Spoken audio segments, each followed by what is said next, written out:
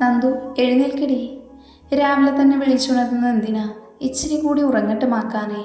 ഉറക്കച്ചടവോടെ വീണ്ടും തിരിഞ്ഞു കിടന്ന് നന്ദു പറഞ്ഞു. ദൈവമേ, ഇത്രയും പൊട്ടിയിട്ട് വന്ന എന്നെ നോക്കി മാക്കാനേ എന്നു, അതും ജെൻഡർ വരെ മാറ്റി പറഞ്ഞു. ഇവിടെ ഇന്ന് ഞാൻ. ദച്ചു അവളെ കുലുക്കി വിളിച്ചുണർത്തി. നിനക്ക് എന്തിൻ്റെ സൂക്കേടാടി പെണ്ണെ? മനുഷ്യനൊന്ന് ഉറങ്ങാനും സമ്മതിക്കില്ലേ? നന്ദു പതിയെ കണ്ണുകൾ തിരുമ്പി എഴുന്നേറ്റു.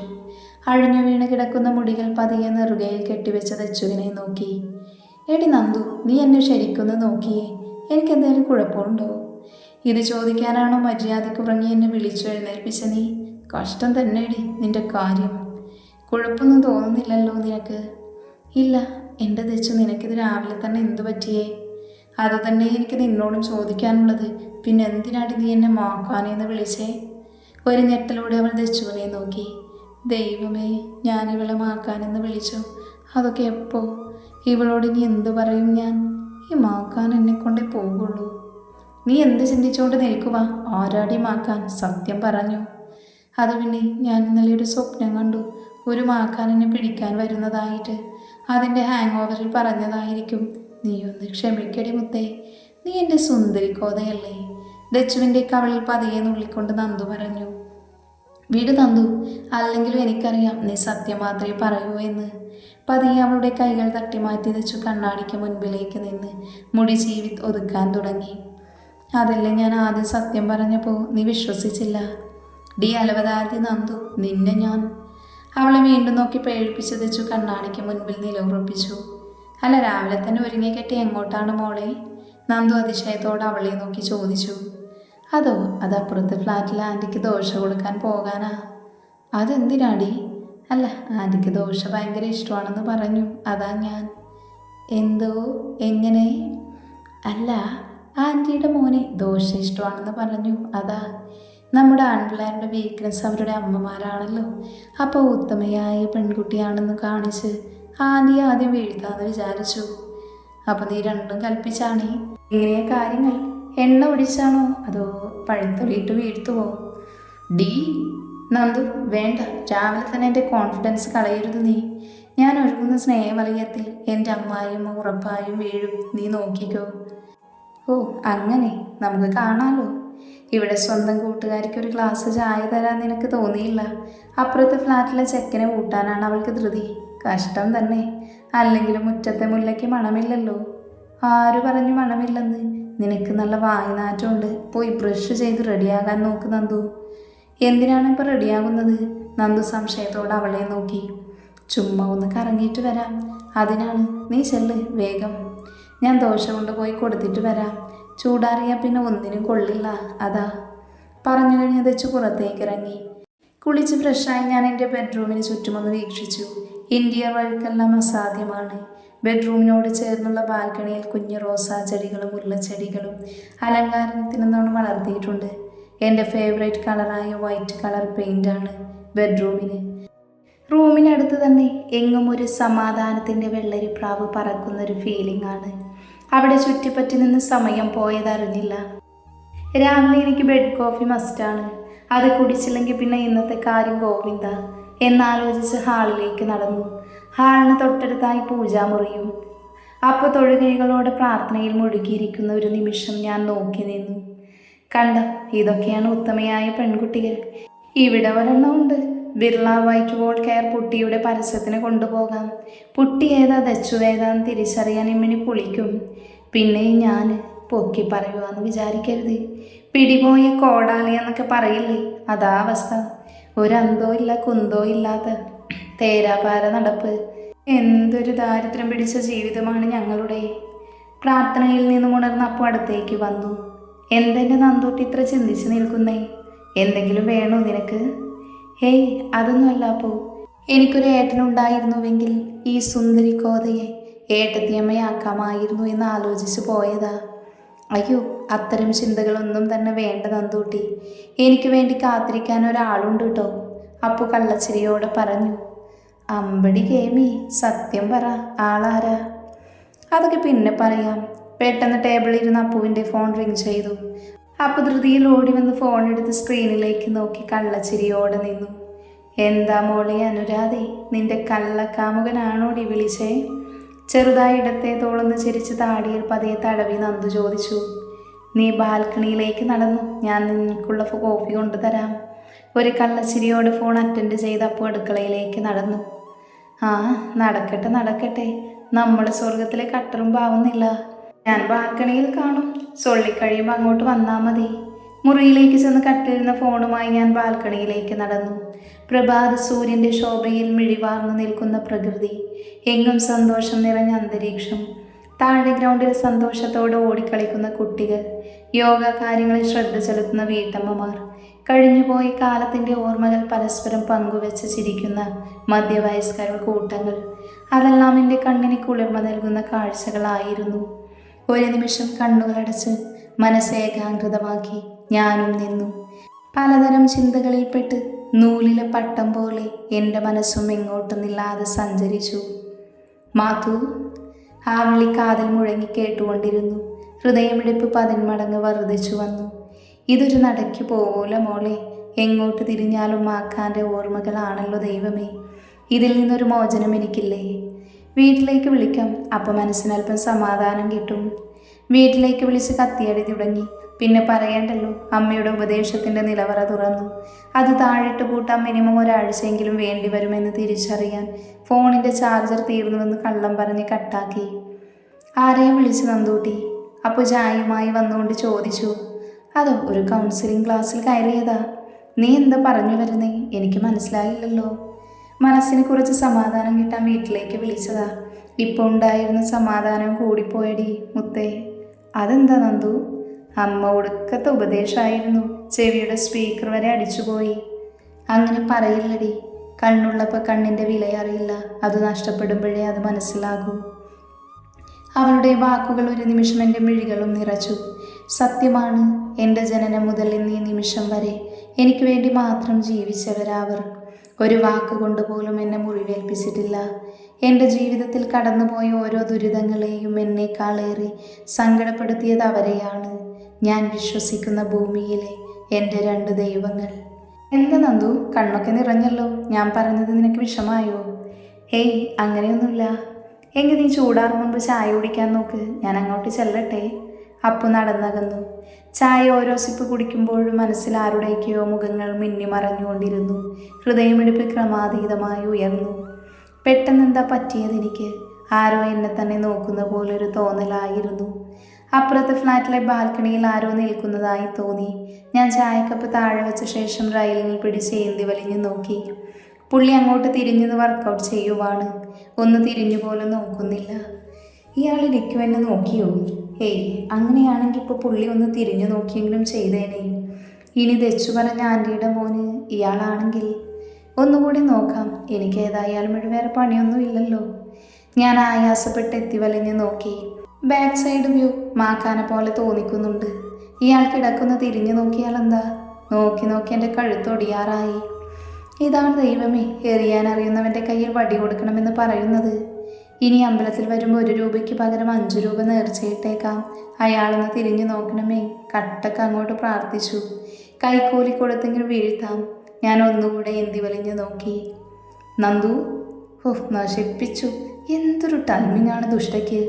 നന്ദു തലക്ക് കൈവച്ചുകൊണ്ട് പറഞ്ഞു. നീ അവിടെ എന്തെടുത്തോണ്ട് നിൽക്കുവാടി? ദച്ചു സംശയത്തോടെ നന്ദുവിനടുത്തേക്ക് വന്ന് ചോദിച്ചു. ഹേയ്, ഒന്നുമില്ലടി, ഒരു തത്ത പറന്നുപോയി, അപ്പം അത് നോക്കി നിന്നതാ. ഒരു തത്തയെ കാണാനാണോ നീ കൊക്കെത്തി നോക്കുന്ന പോലെ ആയാസപ്പെട്ട് അപ്പുറത്തെ ഫ്ലാറ്റിൻ്റെ ബാൽക്കണിയിലേക്ക് നോക്കിയത്? ഒന്ന് പോടി, നിനക്ക് തോന്നിയതാവും. നന്ദു പതിയെ മുറിയിലേക്ക് നടന്നു. തിരിഞ്ഞു നോക്കാതെ ഓടിക്കും നന്ദു, അല്ലെങ്കിൽ അവൾ ചോദ്യം ചോദിച്ച് കുഴപ്പിക്കും. മനസ്സിലോർത്ത് നന്ദു മുറിയിലേക്ക് ഓടി. ദച്ചു അവൾ പോകുന്നത് ഒരു ചിരിയോടെ നോക്കി നിന്നു. ചെറിയ ചെറിയ പർച്ചേഴ്സൊക്കെ കഴിഞ്ഞ് മാളിലെ ഫുഡ് കോർട്ടിൽ കയറി ഫുഡ് കഴിച്ചു. ഇനി എന്താ നെക്സ്റ്റ് പ്ലാൻ? ബർഗർ കഴിക്കുന്നതിനിടെ നന്ദു 2 പേരോടായി ചോദിച്ചു. ഒരു ചെറിയ പർച്ചേസിങ് കൂടിയുണ്ട്, ദച്ചു മറുപടി നൽകി. ഭക്ഷണത്തിന് ശേഷം നന്ദുവും അപ്പവും ദച്ചുവിന് പുറകെ നടന്നു. ഇവളിത് എന്തു വാങ്ങാൻ പോകുക? നന്ദു സംശയത്തോടെ അപ്പുവിനെ നോക്കി ചോദിച്ചു. അറിയില്ല എന്ന ഭാവത്തോട് അപ്പു തലകുലുക്കി കാണിച്ചു. വാ, നടക്കു രണ്ടും, എന്തു നോക്കി നിൽക്കുവാ? ദച്ചു തിരിഞ്ഞു നോക്കി പറഞ്ഞു. ശേഷം നാവിഗേറ്ററിൻ്റെ ഷോപ്പിങ്ങിലേക്ക് കയറി. നീ എവിടെ നിന്നാണ് ഇപ്പോൾ ഡ്രസ്സ് എടുക്കുന്നേ? നന്ദു അതിശയത്തോടെ ദച്ചുവിനെ നോക്കി ചോദിച്ചു. അതൊക്കെ പറയാം, നീ നല്ലൊരു ഷർട്ട് സെലക്ട് ചെയ്തേ, ദച്ചു നന്ദുവിനോടായി പറഞ്ഞു. ആർക്കടി? ദീപുവേട്ടനാണോ? ഇത് വേറൊരാൾക്ക് വേണ്ടിയാ, ഒരു കള്ളച്ചിരിയോടെ ദച്ചു പറഞ്ഞു. അപ്പോൾ ദച്ചുവും ഷർട്ട് കണ്ടുപിടിക്കുന്നതിൻ്റെ ഗവേഷണം തുടങ്ങി. നമ്മൾ പിന്നെ പണ്ടേ ഇതിലൊന്നും വലിയ ഇൻട്രസ്റ്റ് കൊടുക്കാത്തത് കൊണ്ട് ഫോണും കുത്തിയിരുന്നു. നന്ദു, ഒന്ന് ഇങ്ങോട്ട് നോക്കിയേ, ഇതെങ്ങനെയുണ്ട്? ദച്ചു ഒരു മുന്തിരി വൈൻ കളർ പ്ലെയിൻ ഷർട്ട് എനിക്ക് നേരെ നീട്ടിക്കൊണ്ട് ചോദിച്ചു. എന്തുകൊണ്ടോ ആ ഷർട്ട് എനിക്ക് വല്ലാതെ ഇഷ്ടപ്പെട്ടു. ഞാൻ ആ ഷർട്ട് എടുത്ത് എനിക്ക് അഭിമുഖമായി പിടിച്ചു നോക്കി. എന്തു മാക്കാൻ ഈ കളർ നന്നായി ചേരും, അതവൾ മനസ്സിലോർത്തു. അറിയാതെ തന്നെ ഒരു പുഞ്ചിരി ചുണ്ടിൽ വിരിഞ്ഞിരുന്നു. മാക്കാൻ്റെ മുഖം മനസ്സിലോർത്ത് ഞാൻ വീണ്ടും ആ ഷർട്ടിലേക്ക് നോക്കി. ഒരു ഗ്ലാസ് വാളിനപ്പുറം മാക്കാൻ നിൽക്കുന്നു. ഞാൻ അത്ഭുതത്തോടെ നോക്കി നിന്നുപോയി. എന്തു പറയണമെന്നറിയില്ല, പറയാൻ വാക്കുകളില്ല. കണ്ണിൽ നിന്നും കണ്ണുനീർ തുള്ളികൾ അതരങ്ങളെ തേടിയെത്തി. സന്തോഷത്തിൻ്റെ ആനന്ദാശ്രുക്കൾ നിർവൃതിയുടെ പുഞ്ചിരി മുഖത്ത് തെളിഞ്ഞു. ഇത്ര നേരം കാണാൻ ആഗ്രഹിച്ചിരുന്ന ആൾ തൊട്ട് മുന്നിൽ എത്തപ്പെട്ടിരിക്കുന്നു. കയ്യിലിരുന്ന ഷർട്ട് ദച്ചുവിനെ കൊടുത്തു ഞാൻ ഓടി. എനിക്കെൻ്റെ കാലുകളെ നിയന്ത്രിക്കാൻ പോലും കഴിഞ്ഞിരുന്നില്ല. ശരിക്കും ഓടുകയല്ലായിരുന്നു, പറക്കുകയാണെന്ന് പറയാം. ഇവിടുത്തെ എങ്ങോട്ടാ ഓടിയത് ദച്ചു? ആർക്കറിയാം, ചിലപ്പോൾ വായുഗുളിക വാങ്ങാൻ പോയതാവും. വാ, നമുക്ക് പോയി നോക്കാം. മറുപടി നൽകി ദച്ചു അപ്പവുമായി നന്ദുവിന് പുറകെ നടന്നു. ഒരു കിതപ്പോട് ഞാൻ എൻ്റെ കൈകൾ ഇടുപ്പിൽ കുത്തി ശ്വാസമെടുക്കാൻ തുടങ്ങി. തൊട്ടു മുന്നിൽ ആരോടോ ഫോൺ വിളിച്ചു തിരിഞ്ഞു നിൽക്കുവാണ് മാക്കാൻ. സന്തോഷം കൊണ്ട് എൻ്റെ കണ്ണുകൾ വീണ്ടും നിറയാൻ തുടങ്ങി. കാലം എനിക്ക് മുൻപിൽ നിന്ന് വീണ്ടും എത്തിച്ചിരിക്കുന്നു മാക്കാൻ. പതിയെ മാക്കാൻ അടുത്തേക്ക് നടന്നു. ഓരോ ചുവട് വയ്ക്കും തോറും ഹൃദയമിടിപ്പ് 10 മടങ്ങ് കൂടി വന്നു. പുറത്ത് കേൾക്കാൻ ഭാവത്തിൽ ഹൃദയം തുടികൊട്ടിക്കൊണ്ടിരുന്നു. ചുണ്ടിൽ ഊറി വരുന്ന പുഞ്ചിരിയോടെ ഞാൻ മാക്കാൻ്റെ തോളിൽ പതിയെ തട്ടി. അപ്പോൾ കണ്ട കാഴ്ചയിൽ എൻ്റെ കിളികളെല്ലാം മറ്റൊരു കൂട്ടിലേക്ക് ചേക്കേറിയെന്ന് പറയാം. ക്യാ ഹേ ബഹൻ? കയ്യിൽ ഫോണുമായി തിരിഞ്ഞു നോക്കി അയാൾ ചോദിച്ചു. അപ്പോൾ മാക്കാൻ ഞാൻ കണ്ടത് എന്തൊക്കെയോ വിക്കലോട് പറഞ്ഞു. അയാൾ വായും പൊളിച്ചെന്നെ തന്നെ നോക്കി നിന്നു. ഈ അലവലാതിക്കൊന്നും മനസ്സിലായി കാണില്ല. മാഫ് കർണ ഭയ്യ, ഈ ഹിന്ദിക്കാരനെ കാണാനാണോ നീ വായുഗുളികയ്ക്ക് പോകുന്ന പോലെ വന്നത്? ചോദ്യം അപ്പുവിൻ്റെയാണ്. അവൾ ഇമാതിരി ക്വസ്റ്റ്യൻ എടുക്കാത്തതാണല്ലോ എന്ന് മനസ്സിലോർത്ത് അടുത്ത പോക്കിരിയെ നോക്കി. ദച്ചു എന്നെ സൂക്ഷിച്ച് നോക്കുന്നുണ്ട്. നീ എന്തിനാ എന്നെ ഇങ്ങനെ സൂക്ഷിച്ച് നോക്കുന്നേ? ഇതിനു മുൻപ് എന്നെ കണ്ടിട്ടില്ലേ? ഇതുപോലെ പിരി ലൂസായി നിന്നെ ആദ്യമായി കാണുക. ഇപ്പോൾ ഓട്ടം നീ വല്ല ട്രാക്കിലും ഓടിയെങ്കിൽ നല്ലൊരു അത്ലറ്റിക് ആകാമായിരുന്നു. ദച്ചു താടിയിൽ കൈകൾ കൊടുത്തുകൊണ്ട് പറഞ്ഞു. അയ്യോ ചളി, ഈ വർഷത്തെ ഏറ്റവും വലിയ ചളിയാണിത്. വീണ് കിടന്ന് ഉരുളാതെ എൻ്റെ നന്ദുമോളിങ് വന്നേ, ചേച്ചിക്ക് കുറച്ച് ചോദിക്കാനുണ്ട് നിന്നോട്. ദച്ചുവും അപ്പോൾ നന്ദുവിനെ കൂട്ടി അടുത്തുള്ള ഫുഡ് കോർട്ടിൽ കയറി. എനിക്ക് അഭിമുഖമായി രണ്ടും ഇരുന്നു. കയ്യിലിരുന്ന കവറെല്ലാം സൈഡിലെ സീറ്റിലേക്ക് വെച്ചു. ദച്ചു എന്നെ സൂക്ഷിച്ചു നോക്കി. ഇൻ്റർവ്യൂ അറ്റൻഡ് ചെയ്യാനിരിക്കുമ്പോൾ ഉള്ള ടെൻഷൻ അതുപോലെയായിരുന്നു എൻ്റെ അവസ്ഥ. ടെൻഷനില്ല എന്ന് കാണിക്കാൻ നല്ലൊരു രീതി പാസ്സാക്കി അവളെ ഒന്ന് നോക്കി. എന്തെന്നോട് ചോദിക്കാനുള്ളത് നിനക്ക്? സത്യം പറ, ആരെ കാണാനാ നീ ഓടിയത്? അത് ചുമ്മാ. ദൈവമേ, എന്ത് കള്ളം പറഞ്ഞ് രക്ഷപ്പെടും ഞാൻ മനസ്സിലോർത്തു. കള്ളങ്ങൾ മെനഞ്ഞ് ടൈം കളയണ്ട, സത്യം സത്യമായി പറഞ്ഞോ നീ? ദച്ചു കലിപ്പ് മൂട് ഓണാക്കി. അതുതന്നെ, സത്യം ഞങ്ങൾക്കറിയണം. അപ്പവും പക്ഷം ചേർന്നു. ഏതായാലും നനഞ്ഞു, ഇനി കുളിച്ച് കയറാമെന്നോർത്തു. ഞാൻ എൻ്റെയും മാക്കാൻ്റെയും സംഭവവികാസ യാത്ര പറഞ്ഞു തുടങ്ങി. ഒരു സപ്പോർട്ടിനെന്നോണം എൻ്റേതായ കുറച്ച് എക്സ്ട്രാ ആഡിങ്സും ചേർത്ത് കൊഴുപ്പിച്ചങ്ങ് പറഞ്ഞു. കേട്ടുകഴിഞ്ഞ് രണ്ടും വാ പൊളിച്ചെന്നെ നോക്കി നിന്നു. എടി, എന്ത് വിശ്വസിച്ച പരിചയമില്ലാത്ത ഒരാളോടൊപ്പം ഇറങ്ങി തിരിച്ചേ? അപ്പു അതിശയത്തോടെ ചോദിച്ചു. എൻ്റെ അപ്പു, അതിന് ഞാൻ സേഫായി ഇങ്ങ് വന്നില്ലേ, പിന്നെന്താ പ്രോബ്ലം? ദച്ചു ഇപ്പോഴും അത്ഭുതത്തോടെ നോക്കുവാണെന്നെ. എന്തു പറ്റി ദച്ചു? അല്ലടി നന്ദു, എനിക്കൊരു സംശയം. ആ മാക്കാൻ ഇപ്പോഴും ജീവനോടെ ഉണ്ടോ, അതോ വല്ല പൊട്ടക്കിണറ്റിലും ചാടി സൂയിസൈഡ് ചെയ്തോ? അതെന്താ അങ്ങനെ ചോദിച്ച ദച്ചു? അപ്പോൾ അത് അതിശയത്തോടെ അവളെ നോക്കി ചോദിച്ചു. പണ്ടേ ചളിയേട്ട് തഴമ്പിച്ച് കാതായതുകൊണ്ട് എനിക്ക് എൻ്റെ വീട്ടുകാർക്കും അതൊന്നും സീനില്ല. ബട്ട് അത്രയും സമയം ഇവളെ സഹിച്ച മാക്കാൻ്റെ ഒരു അവസ്ഥ ആലോചിച്ച് ചോദിച്ചു പോയതാ. ഓ, ഞാൻ സീരിയസ് ആയിട്ട് എൻ്റെ കഥ പറഞ്ഞപ്പോൾ നിനക്കൊക്കെ തമാശ അല്ലടി? നന്ദു ദേഷ്യത്തോടെ പറഞ്ഞ മുഖം ചരിച്ചിരുന്നു. പിണങ്ങല്ലടി നന്ദൂസേ. ദച്ചു അവൾക്കടുത്തുള്ള സീറ്റിലേക്ക് കയറിയിരുന്നു. അവളെ ഇക്കിളിയാക്കിക്കൊണ്ടിരുന്നു. നന്ദു പൊട്ടിച്ചിരിക്കാൻ തുടങ്ങി. അപ്പോൾ വഴക്ക് മാറിയല്ലോ? ദച്ചു നന്ദുവിനെ നോക്കി. പിന്നെ മാറാതെ. നിങ്ങൾ എൻ്റെ ചങ്കത്തികളല്ലടി ചക്കരെ. അവർ പരസ്പരം കളിച്ചിരികളിൽ ഏർപ്പെട്ടു. ദൂരെ നിന്ന് അവരെ വീക്ഷിച്ചുകൊണ്ടിരുന്ന കണ്ണുകൾ സന്തോഷത്താൽ നിറഞ്ഞു. മെല്ലെ അവ പുഞ്ചിരിയായി ചുണ്ടിൽ പ്രതിഫലിച്ചു. എന്നിലേക്കുള്ള നിന്റെ ദൂരം ഇനിയുമുണ്ട് നന്ദു. വരും ഞാൻ നിന്റെ മുൻപിൽ, എൻ്റെ മാത്രം നന്ദുവായി, എൻ്റെ നെഞ്ചോട് ചേർത്ത് വയ്ക്കാൻ. രാത്രി ബാൽക്കണിയിൽ വിദൂരതയിലേക്ക് നോക്കി നിൽക്കുമായിരുന്നു നന്ദു. ദച്ചു അവൾക്കടുത്ത് വന്നതുപോലും അവൾ അറിഞ്ഞിരുന്നില്ല. നന്ദു, നീ എന്തെവിടെ തനിച്ചു നിൽക്കുന്നേ? ചിന്തകളിൽ നിന്ന് ഉണർന്ന് നന്ദു ദച്ചുവിനെ ഒന്ന് നോക്കി. ഒന്നുമില്ലടി. ഒരു ചിരിയോടെ മറുപടി നൽകി നന്ദു വീണ്ടും നിലാവിനെ നോക്കി നിന്നു. എന്തു പറ്റി നന്ദു? അവൻ്റെ ഓർമ്മകൾ നിന്നിൽ വീണ്ടും. വാക്കുകൾ പൂർത്തിയാക്കാതെ ദച്ചു നിർത്തി. ശ്യാമിൻ്റെ ഓർമ്മകൾ എന്നിൽ നിന്നും പോകുമെന്ന് നിനക്ക് തോന്നുന്നുണ്ടോ ദച്ചു? ഇല്ലെന്നറിയാം. മരണം രംഗബോധമില്ലാത്ത കോമാളിയാണ്. അത് നിനക്കറിയില്ലേ നന്ദു?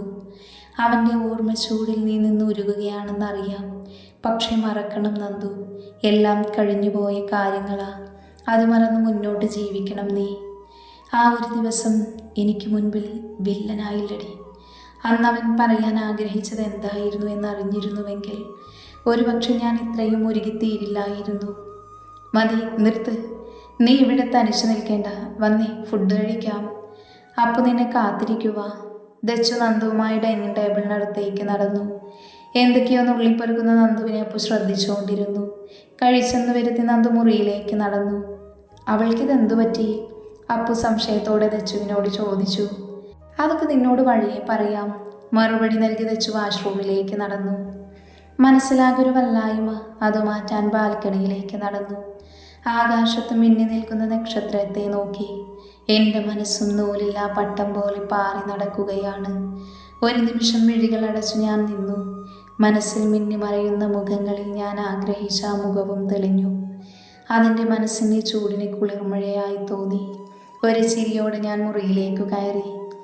ടേബിളിനടുത്തായി മാക്കാൻ്റെ ഷൂസ് കണ്ട് ഞാൻ അതിനടുത്തേക്ക് നടന്നു. അത് കണ്ടപ്പോൾ എന്തോ മനസ്സിന് വല്ലാത്തൊരു സന്തോഷം.